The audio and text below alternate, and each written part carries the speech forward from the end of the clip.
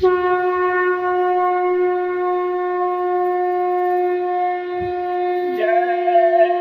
गुरुदेव, जय गुरुदेव। बाबा जी का यह उद्देश्य विश्व गुरु हो भारत देश। हाथ जोड़कर विनय हमारी, हो जाओ सब शाकाहारी।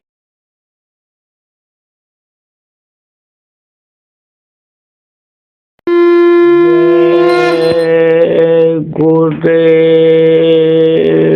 मैं भी तो पतित अभागाऊं,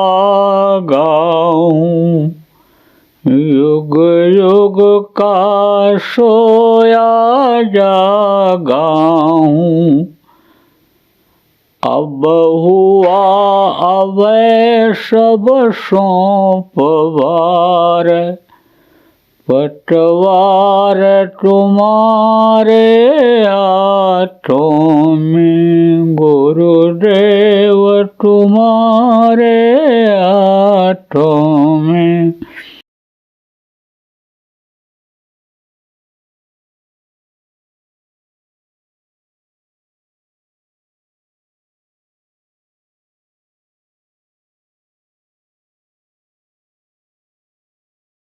गुरु हर जगह मदद करते हैं, तो गुरु जो समर्थ होते हैं वो बराबर मिलते रहते हैं। तब उसको विश्वास हुआ है। किसको? रानी इंदुमती को। उसने कहा बिल्कुल आपकी मदद के बगैर तो मैं जा ही नहीं सकता था। देखो 60,000 वर्ष की तपस्या विश्वामित्र की खत्म हो गई। श्रृंगी को भंगी कर डाला, नारद के पीछे पड़ गए पछाड़, योग करत गोरख जी को लूटा और नैमी को लूटा, हलवा खिलाए, अच्छे अच्छे लुट गए। कपर जो कह लेखे माही। इसलिए गुरु के वचन को याद रखो और गुरु के आदेश का पालन करो, गुरु भक्ति करो, भजन ध्यान आप लोग जितने भी पुराने लोग हो सब लोग करो। गुरु महाराज ने जो आपको कहा था तब आपके समझ में ये संत मत आएगा, गुरु समझ में आएंगे और आप अपने को समझ पाओगे। और नहीं तो ये दिन और रात जो आ रहे हैं ये चूहे की तरह उम्र को काट के ख़त्म कर दे रहे हैं। और एक दिन जैसे ये उम्र ख़त्म हुई, सांसों को पूंजी ख़त्म हुई, वह धड़ाम से ये शरीर गिर जाएगा। आप समझ लो इस बात को। गुरु महाराज के पास कोई भी गया, कोई भेदभाव नहीं रखा। संत कोई भेदभाव नहीं रखते। गुरु महाराज भेदभाव नहीं रखते थे और उन्हीं के रास्ते पर हम भी चल रहे हैं। उन्हीं के बताए काम को कर रहे हैं, उन्हीं के काम को पूरा कर रहे हैं। हमारा अपना काम कोई है ही नहीं। वो जो संकल्प लेकर के चले थे कि इस देश में सतयुग का प्रादुर्भाव हो जाए, तो सतयुग आ जाए तो रोटी रोजी न्याय सुरक्षा की समस्या सब खत्म हो जाएगी। सबको भरपूर खाने को मिलेगा, तन ढकने के लिए कपड़ा मिलेगा, संविधान में परिवर्तन संशोधन हो जाएगा, न्याय और सुरक्षा भरपूर लोगों को मिलेगी, व्यवस्था बदल जाएगी, लोग खुशहाल हो जाएंगे। जब और इस तरह का कुछ काम नहीं रहेगा तब लोग भजन करेंगे ही। और नहीं तो कहा गया ना, भूखे भजन न होए ग्वाला। कह दिया जाए आपको कि खाना नहीं मिलेगा लेकिन भगवान आपके साथ रहेंगे, कहोगे उन्हीं से कह दो पेट भर दें, तो भगवान भी अच्छे लगेंगे हमको। अभी भगवान भी नहीं अच्छे लग रहे हैं, भूख लगी है। कह दिया जाए पड़े रहोगे चारपाई पर, उठ बैठ नहीं सकते हो, और विष्णु भगवान पंखा झलेंगे, कहोगे नहीं नहीं नहीं, उन्हीं से कह दो ठीक कर दें, हमको पंखा की जरूरत नहीं, उनके सेवा की जरूरत नहीं है। कह दिया जाए अपमान कर दिया जा रहा, निंदा कर दी जा रही, मुंह दिखाने लायक नहीं रहोगे, लेकिन भगवान आपके साथ रहेंगे, कहोगे नहीं इज्जत के साथ कह दो हमको जिंदा रखें, हम इज्जत के लिए ही सब कुछ कर रहे हैं। तो ये चीज़ें भी जरूरी हैं। तो गुरु महाराज के मिशन को पूरा करने में ही लगा हुआ हूँ और जीवात्माएं अपने घर अपने वतन मालिक के पास पहुँच जाएं, नर्क चौरासी से छुटकारा पा जाएं। जो उनका लक्ष्य उद्देश्य था वही मेरा भी है। तो गुरु महाराज के पास भी हर तरह के लोग आते थे, गरीब अमीर पढ़े लिखे अनपढ़ हर जात मजहब के लोग आते थे और हमारे पास भी आते हैं। न वो भेदभाव रखते थे न हम रखते हैं। अरे भगवान ने कोई हिंदू बनाया कि मुसलमान बनाया कि सिख बनाया, ईसाई बनाया कि ब्राह्मण क्षत्रिय वैश्य यादव मौर्य और जो है पटेल बनाया, उसने तो इंसान बनाया, आदमी बनाया। सबकी हड्डी एक जैसी, सबका खून एक जैसा, सबका मांस एक जैसा, आँख कान मुँह टट्टी पेशाब का रास्ता सबके, ये तो आपने बनाया, इसको तो इंसान ने, आदमी ने बनाया। जीवात्मा सबकी एक जैसी है, तो जो जीवात्माओं को देखता है सबसे प्यार करता है, क्योंकि ये मालिक की अंश है। जो मालिक को मानता जानता है वो हर जीव से प्यार करता है। तो हमारे यहाँ भी कोई भेदभाव नहीं। उन्होंने नामदान सबको दिया, और जाने से पहले गुरु महाराज कह करके गए थे मेरे लिए, ये नए लोगों को नामदान देंगे और पुरानों की संभाल करेंगे। गुरु महाराज जब चले गए तो मैं तो बड़ा निराश हो रहा था। ऐसी परिस्थिति बनी कि गुरु महाराज की जगह भी छोड़ के जाना पड़ा। फिर तो मैं सोचा कि अब एक जगह बैठकर भजन करूँगा। सत्संगियों ने ही कहा आदेश का पालन नहीं करोगे गुरुभक्त कैसे माने जाओगे। उन्होंने संभाल वाली बात कही थी, कौन संभाल करेगा, बिखर जाएंगे सब। और नामदान नहीं दोगे तो कौन देगा, क्योंकि सबको अधिकार होता नहीं है नामदान देने का। जिसको मान्यता संत देकर जाते हैं वही देता है। तो आप नामदान नहीं दोगे तो ये कहाँ जाएंगे जीव। तब समझाना बताना लोगों को शुरू किया, भजन ध्यान में लगाना शुरू किया, और जो नहीं करते थे करने लगे, उनको दया ज़्यादा मिलने लग गई, बताने भी लगे लोग। लेकिन कुछ समय जब बीता तो गुरु महाराज का आदेश हुआ फिर से कि इनको नामदान अब देना शुरू कर दो। अगर नामदान देना शुरू कर दोगे और ये भजन करने लगेंगे, भजन करते करते इनका शरीर भी छूट गया तो मनुष्य शरीर मिल जाएगा। तो नामदान देना शुरू कर दिया। जहाँ कहीं भी जाता हूँ सब जगह नामदान देता हूँ। थोड़े लोग रहते हैं उनमें भी दे देता हूँ। विदेशों में तो इतने मिलते नहीं, विदेशों में तो कमरों में भी दे दिया।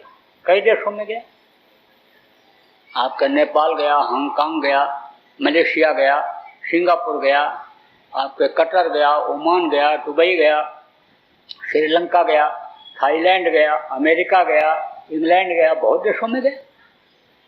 तो वहाँ तो कोई बताने वाला ही इस तरह का नहीं, तो शाकाहारी रहो। वो तो कहते हैं कि यही हमारा भोजन है, खाना है। अमेरिका में कार्यक्रम में थोड़ी देरी थी तो लोगों ने कहा कि चलिए जरा घूम आओ इधर समुद्र के किनारे। तो हमने भी कहा भाई चलो, बुढ़ापे में थोड़ा चलना फिरना जरूरी होता है, नहीं तो घुटने जाम हो जाते हैं। तो पैदल टहलता हुआ गया। तो मैं खड़ा था, एक दो आदमी और खड़े थे हमारे पास, और हमारे साथियों में से उन्हीं में से औरत गए, एक मोटी मोटी औरत खड़ी थी। तो उसको समझाना शुरू किया, और जैसे समझाना शुरू किया तैसे वो बहुत तेज भागी। अब वो इतनी मोटी थी कि उस हिसाब से तो लगता है जैसे अभी गिर जाए। रही होगी करीब करीब 1.5 कुंटल की, लेकिन इतना तेज भागी और भाग करके गई, दरवाज़ा बंद किया। कि हमने कहा भाई क्या हो गया, कार का दरवाज़ा बंद कर लिया, कार में बैठ गई। तब तक ये लोग हंसते हुए आए हमारी तरफ। तो हमने कहा क्या बात हो गई। बोले कह रही है हम मांस छोड़ देंगे तो हमारा भगवान नाराज हो जाएगा, यीशु नाराज हो जाएगा। तो उनके अंदर इसी तरह की भावना है। जो जाते भी हैं सुनाने समझाने बताने, वो ये नहीं बताते हैं कि मंदिर गंदा करके तुम इबादत करोगे, पूजा करोगे तो कबूल नहीं होगा। ये नहीं बताते हैं। आप देखो मिट्टी और पत्थर का मंदिर बनाते हो और ले जाओ उसमें मोटा मांस डाल दो तो कोई पूजा करेगा। मस्जिद में लोग नमाज पढ़ेंगे, कहेंगे जगह गंदी हो गई, कबूल नहीं होगा। तो इसको कोई नहीं बताता है। चेला नहीं बनेंगे, कमाई नहीं होगी, बताना चाहिए। किसी को फोड़ा हो जाए और मलहम लगाते रहो तो नासूर बनता है, और पकड़ के पैर फोड़ा कटवा दो, दवा भरवा दो तो पैर काटने से तो बच जाएगा। लेकिन जब दर्द होगा तब तो वो गाली गुप्ता देगा, देखो कटवा रहे हैं, देखो हमको ऐसे मरवा रहे हैं। तो उस समय अगर आप बर्दाश्त कर लो तो ठीक है, और नहीं तो उसका नुकसान हो जाए। सचिव बैठ गुर तीन जो प्रिय बोले भाई रात धन तीन कर हो बेघे नाश। तो हमको तो न चेला बनाना है और न हमको कोई उनसे आमदनी की इच्छा रखनी है, न उनसे कुछ मांगना है किसी से। मर जाऊँ मांगू नहीं अपने तन के काज, और परमार्थ के कारण मोह न आवत लाज। अगर मैं किसी से कहता भी हूँ तो उन्हीं का परमार्थ कराने के लिए कभी ज़रूरत पड़ा, अभी तो ज़रूरत पड़ा नहीं। अभी तो लक्ष्मी जी ने कह रखा है, अब की बात समझो प्रेम में, कि पैसे की कमी नहीं होने पाएगी, तुम काम करो आगे बढ़ो। अब आगे समझो आप भी उन्हीं के अन्य बेटे हो, लक्ष्मी के ही हो आप समझो आपको कैसे कमी होने पाएगी। इसलिए आप कभी भी संकोच मत करना परमात्मा में खर्च करने में, आपके पास आएगा। एक का कई गुना गुरु महाराज ने दिया, जहाँ अच्छे काम में जिसने लगाया इस परमात्मा के काम में। तो अब आप ये समझो कि थोड़े लोगों को भी नामदान दे दिया। अब क्यों दे देता हूँ? इसलिए कि इस समय जिंदगी का किसी के कोई ठिकाना नहीं है। घर से आदमी निकले कोई गारंटी नहीं है कि 2 घंटे के बाद ठीक ठाक वापस आ जाएगा। तो इसलिए दे देता हूँ कि भजन करते करते शरीर भी अगर छूट गया, मनुष्य शरीर तो पा जाएगा। जिसके लिए गोस्वामी जी ने कहा कलयुग केवल नाम आधारा, सुमेर सुमेर नर उतर नहीं पा रहा। तो कौन सा नाम है वो है धन्यात्मक नाम। वो धनियों के मुंह से बराबर निकलता रहता है और कभी खत्म नहीं होता। आप बोलते हो, आवाज़ टूट जाने के बाद खत्म हो जाती है, उनकी कभी भी खत्म नहीं होती है। क्यों?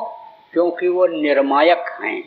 माया के लोक में इधर नहीं पैदा होते हैं, न आते हैं। वो एक होता है निर्मायक और एक होता है मायक नाम। माँ के पेट में बन करके जो बाहर निकलते हैं और माया के लोग उनका नाम रखते हैं, वो मायक नाम होता है। उन्हीं नामों में से महापुरुष को जब जरूरत होती है तो कोई नाम को जगा लेते हैं। तो आप ये समझो कि त्रेता में राम नाम को जगाया राम ने। आपको याद होगा राम नाम की ताकत को, कि विभीषण के घर पर राम राम लिखा हुआ था और लंका जब जला तो विभीषण की कुटिया बच गई। इतनी शक्ति थी। जब कृष्ण आए, कृष्ण नाम को जगाए, कृष्ण कृष्ण जिसने जहाँ पर पुकारा, कृष्ण खड़े हुए मिले द्रौपदी को, वाराग्रह को। मामा इसे उदाहरण मिले। त्रेता और द्वापर के पहले सतयुग था। सतयुग में गुरु की पूजा होती थी, गुरु नाम से उद्धार होता था, गुरु नाम में शक्ति थी। उसी गुरु नाम को हमारे गुरु महाराज ने जगाया और गुरु के पहले जय लगाया। जा माने जय मान, या माने जो, और देव माने देने वाला। तो गुरु हमेशा रहते हैं, गुरु बिन भवन चिंता रहे न कोई, इसलिए जय लगाया। और देव अन्य देने वाले ही गुरु होते हैं और लेते भी हैं जो कोई लेने को न तैयार हो। बुरे कर्म पापों की गठरी तक ले लेते हैं, अपनी ज्ञान अग्नि के द्वारा जलाते हैं उसको। तो जय गुरुदेव नाम को गुरु महाराज ने जगाया। अब जब जगा करके बताया कि यह भगवान का नाम है, तो जल्दी लोगों को विश्वास न हो। आप इतने आदमी बैठे हो, सब के सब धार्मिक हो और सब लोग भगवान को मानते हो, लेकिन एक नाम से उनको नहीं पुकारते हो, अलग अलग नामों से। और जो जिस नाम से उनको पुकारते हो उसी नाम पर आपको विश्वास है। इसी तरह से दूसरा नाम कोई बताने लगे तो जल्दी विश्वास नहीं होता है। ऐसे गुरु महाराज ने जब बताना शुरू किया तो जल्दी विश्वास न हो लोगों को। तब गुरु महाराज ने कहा परीक्षा लेकर देख लो, इम्तहान लेकर के देख लो। तो इम्तहान लेना शुरू किया लोगों ने। जा रहे हैं, मधुमक्खियाँ छेदने लगी। जब मधुमक्खियाँ छेदने लगती हैं तो बगल का ही आदमी छोड़ करके भाग जाता है। क्यों? क्योंकि छुड़ाने वाले को ही लग जाती है। जब कोई सहारा नहीं, जय गुरुदेव जय गुरुदेव जय गुरुदेव बोला, बस तेज हवा चली और मधुमक्खियाँ सब हवा में उड़ गईं। जान बच गई। पानी में नहाने के लिए गया, डूबने लग गया। जय गुरुदेव जय गुरुदेव जय गुरुदेव बोला, बस तेज हिलोर आई पानी की, ले जा करके किनारे लगा दिया। मरते समय बड़ा पीड़ा, बड़ा दर्द। मरने वाले के कान में जय गुरुदेव प्रेमी ने बोल दिया। मरने वाले की आवाज़ चुप हो गई, जो रो चिल्ला रहा था। आँख खोल करके बताया कि जल्लाद तो चले गए, जो मार कूट रहे थे, झुलसा रहे थे, चले गए। किसी किसी ने तो गुरु महाराज के बारे में बता दिया कि बाबा जी आ गए, अब हम उनके साथ जा रहे हैं। जो भूत प्रेत बाधा से परेशान थे, भूत परेशान कर रहा था, वो आँख खोल करके खड़े हो गए, भूत हट गए जय गुरुदेव नाम बोलने से। तो अब आप ये समझो, यह जय गुरुदेव नाम यह है वर्णात्मक नाम। आगे का समय बहुत खराब आ रहा है। आज की तारीख तक आपने बीमारियां नहीं देखी, ऐसी ऐसी बीमारियां आएंगी कि दवा ही खोजने पर नहीं मिलेगी। और छूत की बीमारी जब घर में लगेगी तो घर के लोग ही सेवा नहीं करेंगे, क्योंकि छूत की बीमारी के डर से अपनी जान बचा करके छोड़ कर चले जाएंगे। धरती के ऊपर पाप बहुत हो रहा है। यह धरती जब हिलेगी, भूकंप आएगा तो कितने बचेंगे, कितने मरेंगे, कुछ नहीं कहा जा सकता है। आंधी तूफान और सूखाकाल और बाढ़ महामारी ये कितनी आएगी, इसकी खबर आपको नहीं है।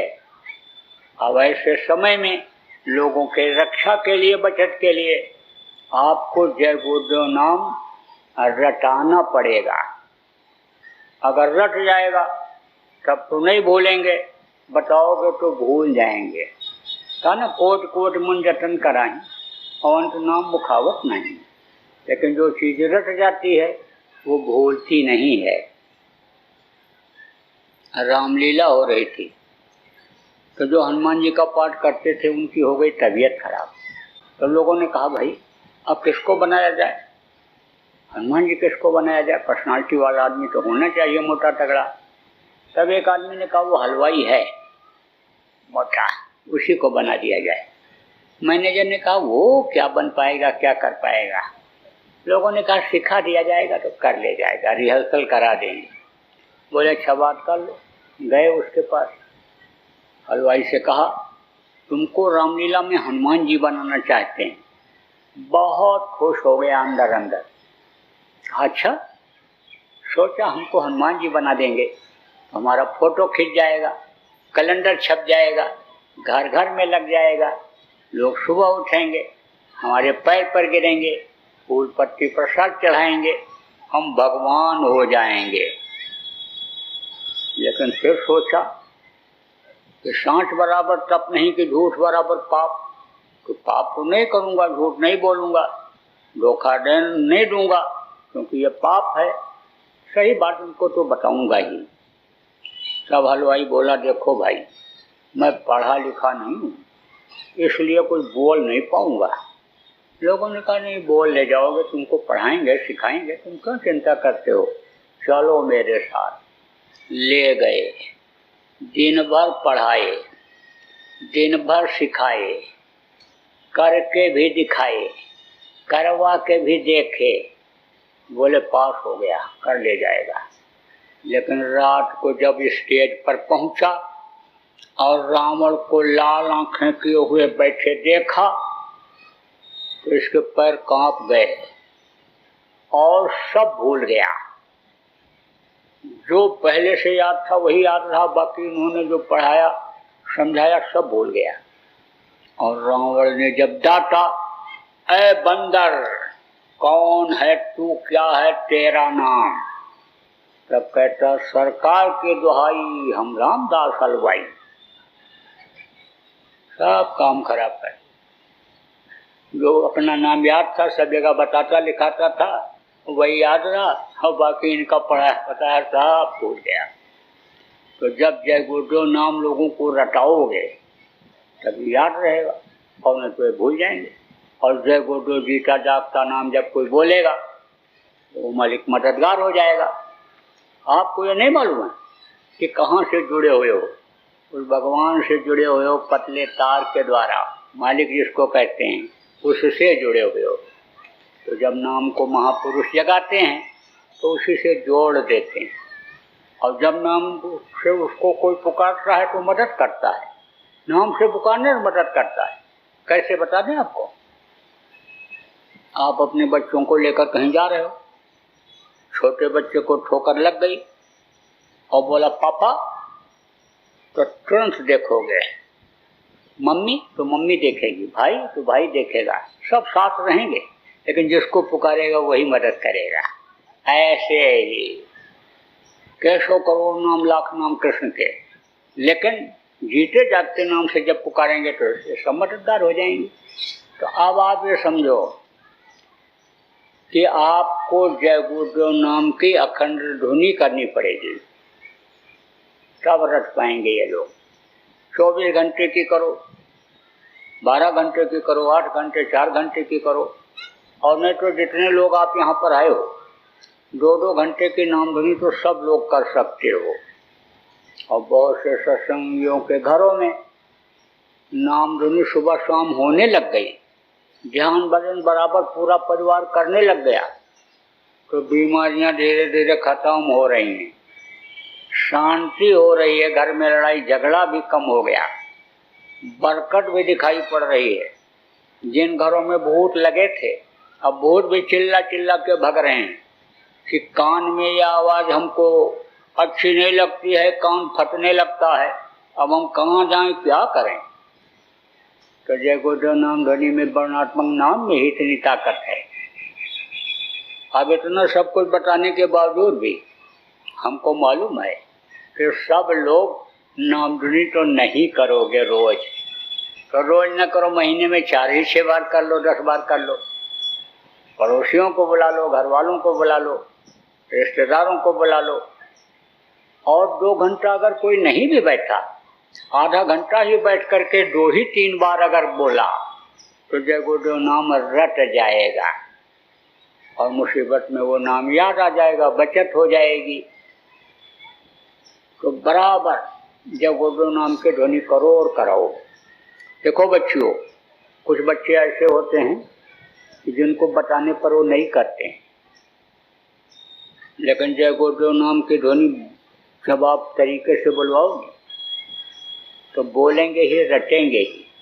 अब तरीका बता दूं, खाना जब बना लो रात को, तब परिवार में जितने भी लोग हैं सबको इकट्ठा करो और जय गुरुदेव नाम की ध्वनि आधा घंटा, 15 मिनट, 10 मिनट बोलो और बुलवाओ, और फिर खाना परोसना शुरू करो।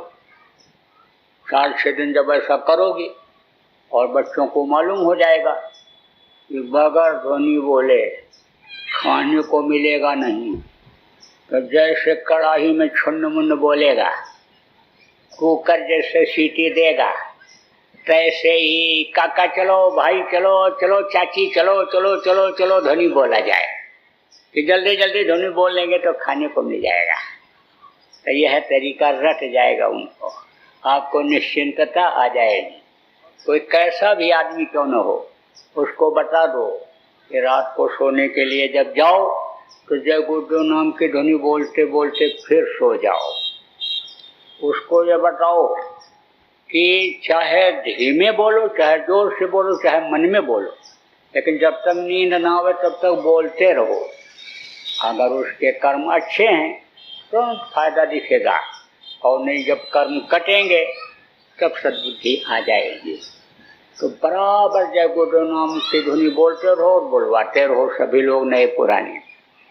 बहुत से लोग तो पहले ही दक्षिणा रखवा लेते हैं, लोटा धोती लंगोटी अनाज बिस्तर सब रखवा लेते हैं, फिर कान फूंकते हैं, कंठी बांधते हैं, कोई छाप लगाता है। तो यहाँ तो ये सब काम कुछ होता नहीं।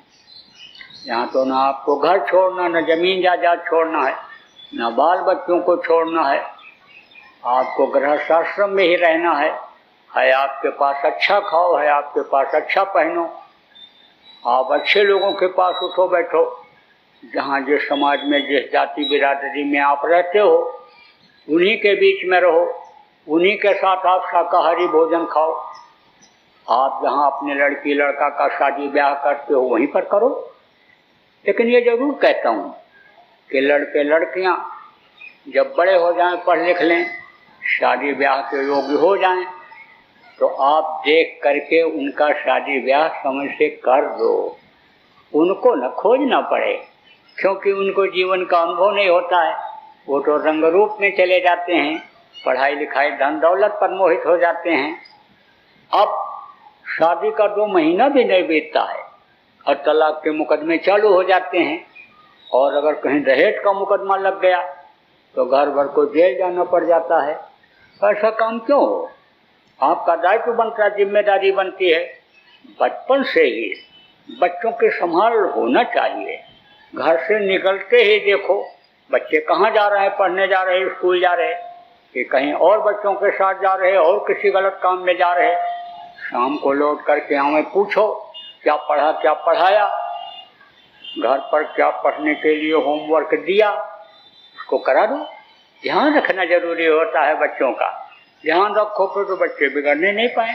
और तो बच्चे बहुत बिगड़ रहे हैं, देश का कलंक बनते जा रहे हैं। देशभक्ति बढ़ने के बजाय देशद्रोहिता उनके अंदर आती जा रही है। धन संपत्ति को देश के नुकसान कर रहे हैं। देश की संपत्ति किसकी संपत्ति है? आपकी अपनी संपत्ति है।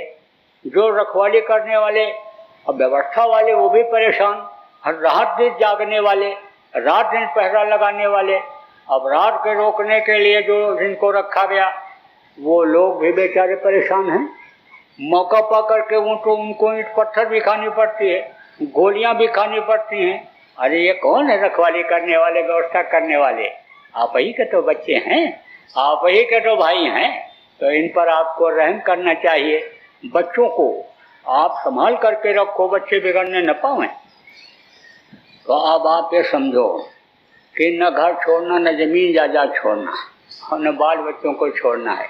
गृहस्थ आश्रम में ही आप रहो, लेकिन जो समाज की मर्यादा है उसको भी नहीं खत्म करना चाहता हूँ। क्योंकि जब लोग नामदान दीक्षा मंत्र लेते थे तो दक्षिणा देते थे, तो दक्षिणा तो आप दे दो, उसको भी नहीं खत्म करना चाहता हूँ। तो दक्षिणा देना क्या है आपको? आप अपनी बुराइयों को यहीं छोड़ जाओ, बुरे कर्म मत करना।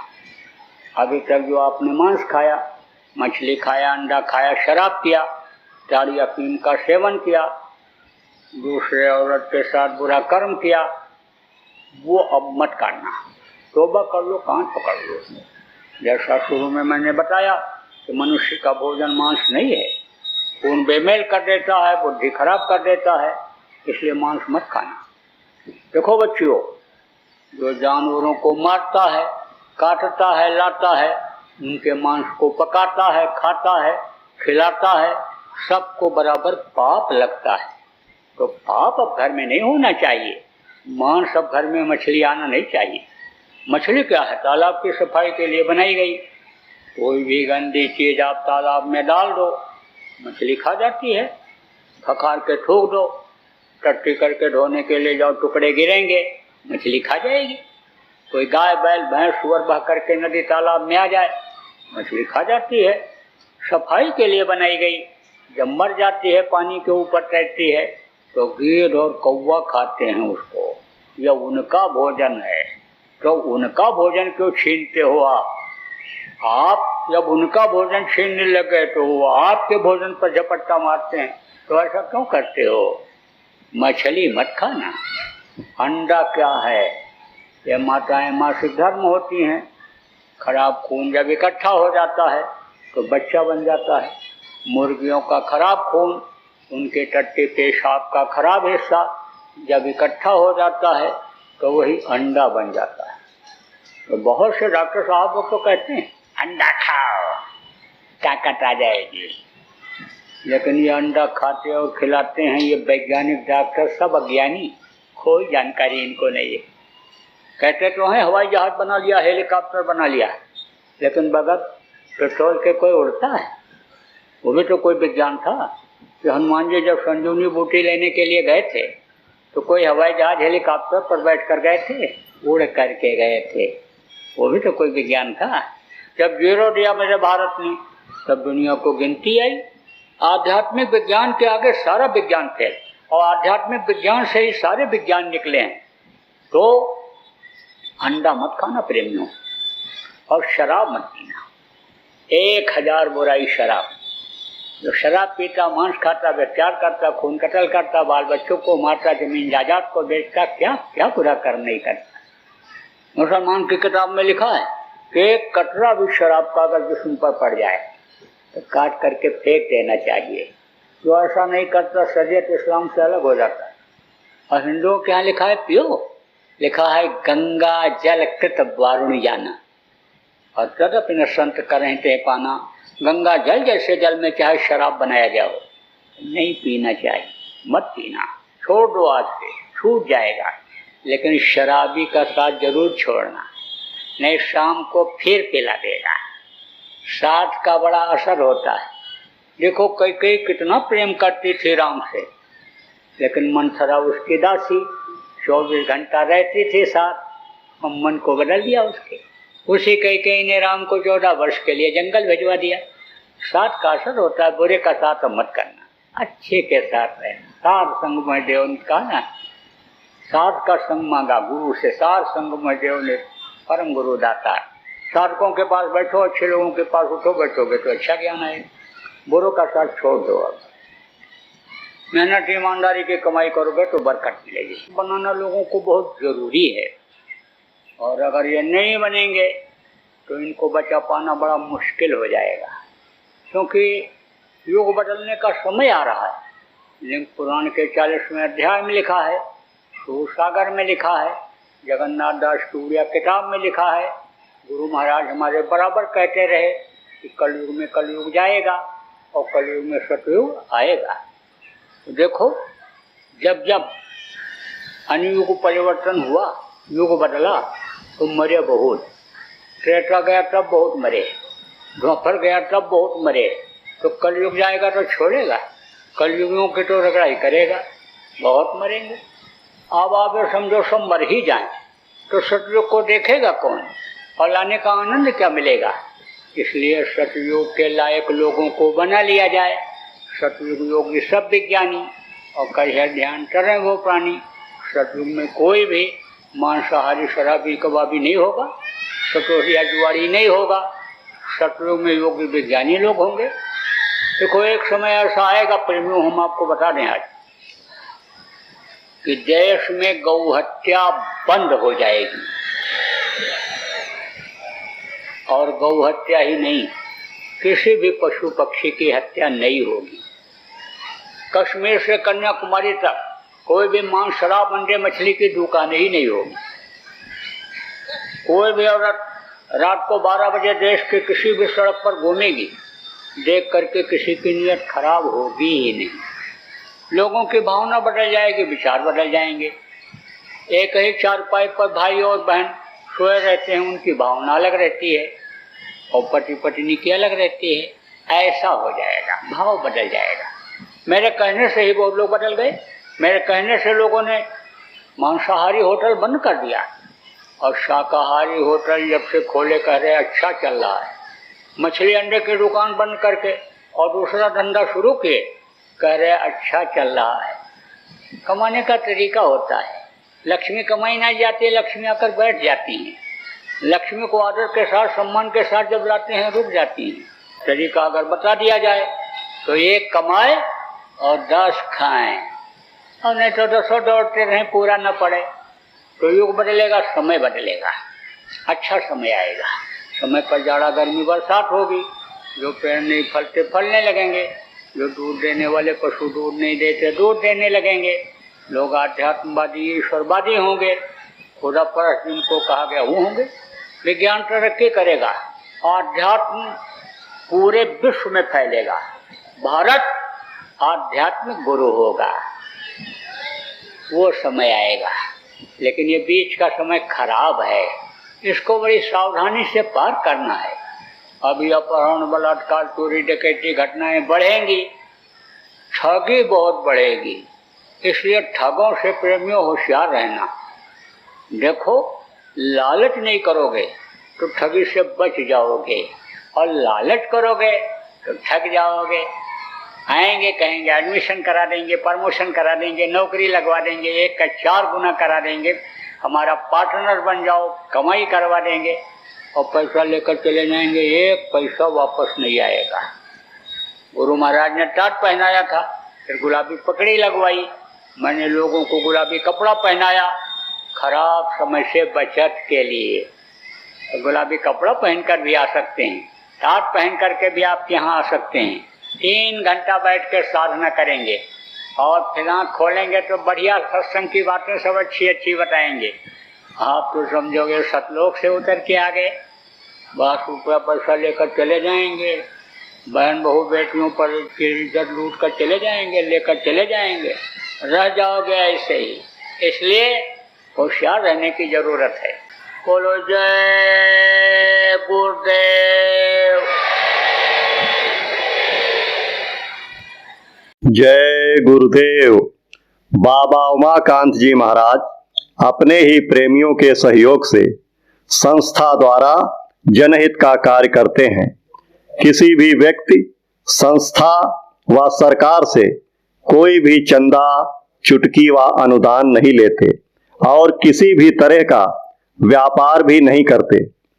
इसलिए आप श्रोताओं को बताया जा रहा है कि बाबा जी के नाम पर किसी भी प्रकार का धन मांगने वाले व व्यापार में प्रचार करने वाले लोगों से होशियार रहिएगा। आपसे यही कहना है कि सत्संग सुनो, समझो और अच्छा लगे तो मानो। आने वाली बीमारी तकलीफों से बचने के लिए कुदरत व सरकारी नियम का पालन करो। आपके सुझाव के लिए व्हाट्सएप नंबर 9575600700। जय गुरुदेव, जय गुरुदेव।